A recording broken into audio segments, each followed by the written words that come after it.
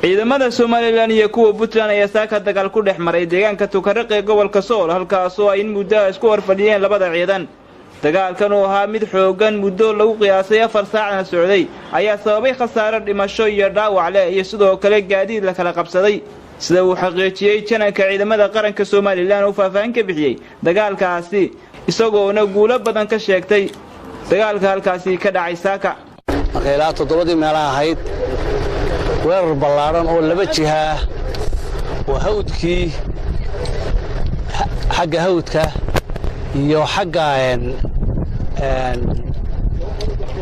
garowe amba god qaboobe ayaa ciidamo ballaaran naga soo weerareen. dagaalkaasi muddo 4 saacadood iyo badha ayuu socday. dhimasho iyo dhaawacba waa jiraan dhan walba haatee waan ka saaray god qaboobe iyo aagii waana jabinay labadii aagba. waxaan ka qabsanay 6 baabuur oo mitaangi yahay ayaan ka qabsanay. dhaawac maxaabiis badan waan ka qabanay, dhaawac badan waa la hayaa.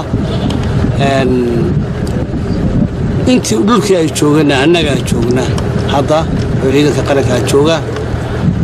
inkastoona jeclayn dhimashada labada ciidan ka dhex dhacday haddana waxa kalifay cidii soo qaaday baa kaliftay.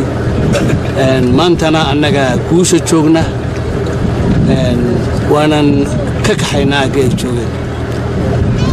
wadda Soomaaliland waxaan leeyahay marka hore ciid wanaagsan waa May mar labaadna ciidankiina xaggana waa salaantii buu ka maray halkana wuu ka guuleystay.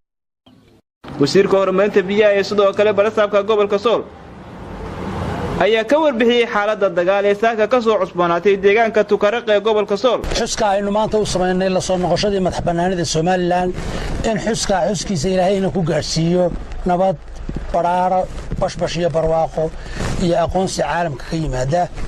qodobka labaad ee ummadda Soomaaliland leeyahay ku kalsoonaada waxa weeye ciidamada qaranku waa ciidamo laba jeer ama marar badan oo hore aan idhi ciidamada qaranku waa ciidamo ku filan inay jawaab waafiya ka bixiyaan cid kasta oo qarankan soo gardaraysata.